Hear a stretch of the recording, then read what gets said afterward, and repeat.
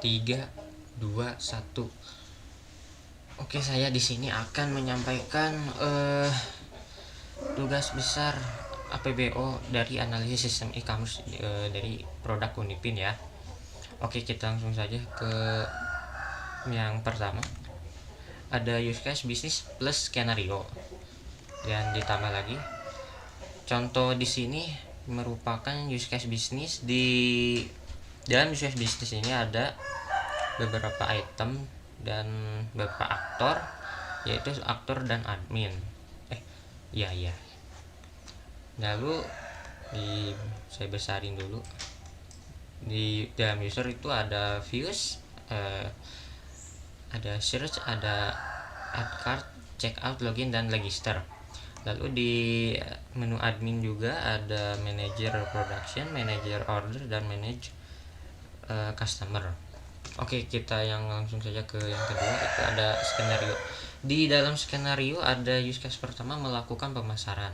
Di sini user dapat membuka website pemesanan voucher yang tadi itu. Di dalam yang skenario ada user masuk dalam akun untuk membuat akun baru, bisa login langsung atau membuat akun baru. Lalu user dapat menjelajahi menu website dan memilih item voucher yang diinginkan. Lalu ada user dapat menambahkan item voucher ke dalam keranjang belanja. Lalu user dapat menambahkan nomor telepon untuk konfirmasi pesanan.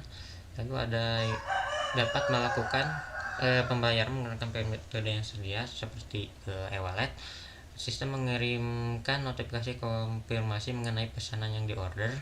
Terus ada menyiapkan pesanan sesuai dengan detail yang diberikan. Lalu ada memberikan pembaruan kepada user mengenali status pemesanan yang dapat diproses.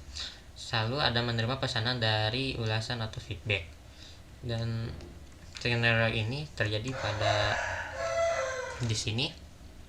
Cuma ada beberapa item yang tidak saya tambahkan karena akan tidak cukup pada layar tersebut. Nanti dibahas di yang selanjutnya. Oke, yang kedua ada menanggapi pesanan. Menanggapi pesanan itu relatif lebih kompleks ya.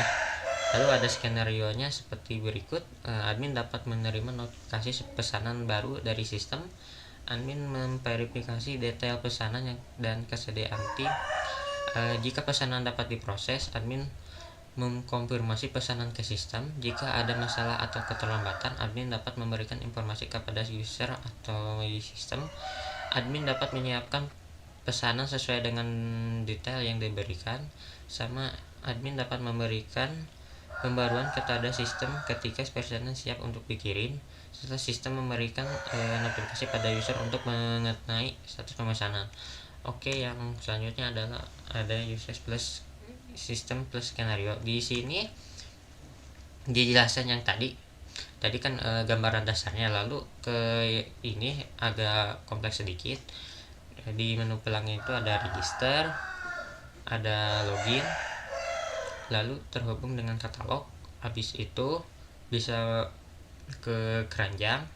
Di keranjang bisa tambah atau kurang tergantung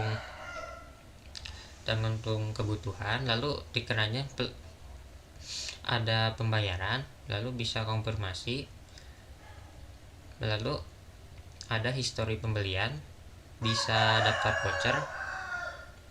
Kalau yang di pembayaran bisa ada metode. Nah, dari dalam metode itu bisa langsung muncul ke database.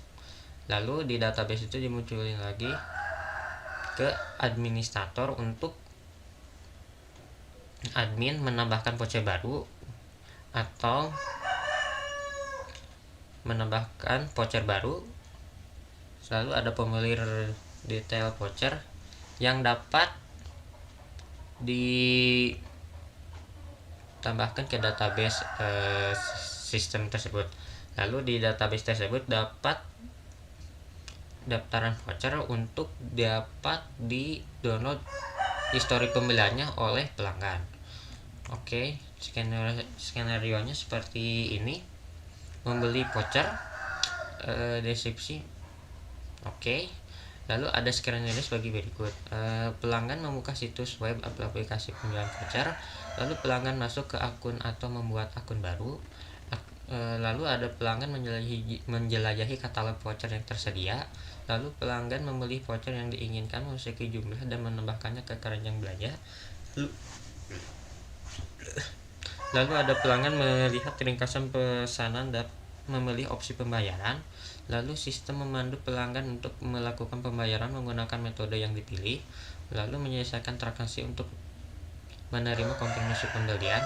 Lalu sistem akan mengirim yang dibeli ke email atau ke akun pelanggan. Lalu sistem dapat memperbarui stok voucher yang ada di database. Lalu yang kedua, Anda mengelola keranjang belanja. Belanja ini adalah khusus pelanggan. Pelanggan dapat melihat isi keranjang belanja mereka yang dapat menambahkan atau mengurangi jumlah voucher dalam keranjang. Lalu pelanggan dapat menghapus voucher yang tidak diinginkan. Lalu pelanggan melanjutkan ke pembayaran setelah verifikasi ke dalam keranjang belanja. Oke. Lalu yang ketiga, melakukan pembayaran. Nah, dilakukan pembayaran itu skenario sebagai berikut. Pelanggan dapat memilih metode pembayaran yang diinginkan, bisa e-wallet, tapi disarankan si e-wallet sih biar lebih mudah ya. Dan kedua, pelanggan memasukkan detail pembayaran sesuai dengan metode yang dipilih. Lalu sistem akan memproses pembayaran dan memberikan konfirmasi ke pelanggan. Lalu sistem memperbarui status pembayaran dan mengirim notifikasi kepada pelanggan. Oke, yang keempat, Anda mengelola histori pelanggan. Skenario-nya sebagai berikut. Pelanggan dapat masuk ke akun mereka di sistem penjualan. Lalu pelanggan dapat mengakses ke bagian histori pembelian atau pesanan saya. Lalu pelanggan dapat melihat daftar voucher yang dapat mereka beli bersama dengan detail transaksi. Lalu pelanggan dapat mendownload ulang voucher yang diberikan jika dibuka. Oke, yang seterusnya ada menambahkan voucher baru. Ini untuk khusus administrasi sistem ya. Oke, di dalam skenario-nya admin dapat menusukkan ke panel administrasi sistem. Admin memilih opsi tambah voucher baru dan admin mengisi voucher untuk detail voucher seperti nama, nominal, harga, dan jumlah stok. Sistem dapat memvalidasi dan menyimpan voucher baru ke dalam database. Kalau khusus untuk administrasi sistem ini cuma ngeraba-raba ya, karena bentuk aslinya tidak tahu, karena yang tahu orang dalamnya cuma orang-orang sana ya. Oke, sekarang kita masuk ke activity diagram. Di activity diagram itu saya besarkan dulu ya. Nah, dalam sistem penjualan itu ada pelanggan dapat menampilkan menu baru, lalu dapat login atau register jika akun baru, lalu dapat masuk, lalu dapat katalog. Nah, di katalog itu si pelanggan bisa memilih voucher, lalu bisa memilih keranjang, lalu masuk lagi ke menu pembayaran, lalu ke pembayaran, lalu ke konfirmasi. Nah, di konfirmasi itu biasanya suka dikasih nomor telepon. Oke. Nah, konfirmasi lalu ke histori pembelian. Di histori pembelian tuh kalau nggak salah bisa dicetak ya, tergantung kebutuhan sih, tapi biasanya suka nggak dicetak. Oke. Nah, ini dikasih option, lalu ke ini apa namanya, ke sistem. Ini sistem, dan admin itu cuma masuk sama tambah update doang. Oke. Nah, lalu selanjutnya ada sequence diagram. Di dalam sequence diagram itu ada pelanggan. Di dalam login itu dapat memasukkan nama dan email address, lalu masuk ke sistem dengan order. Di order itu ada data sama status pembelian, lalu ada eksekusi atau pembayaran yang masuk ke dalam si admin. Di sini tulisannya admin, sebenarnya kalau di sana tuh nggak tahu itu apa, tapi saya disederhanakan oleh kata admin aja ya. Admin, nah itu ada result atau hasil order detail, lalu ada post proses pemrosesan ulang,